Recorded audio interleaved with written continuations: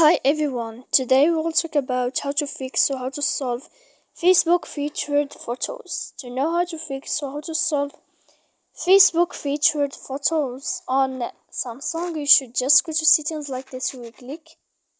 After that, in this page, you will go to apps, default apps, app settings. When you will see this list, you will go down to find the application of Facebook and you will enter here. Then in this page, you will go to click for stop. When you will end this, you will enter to storage.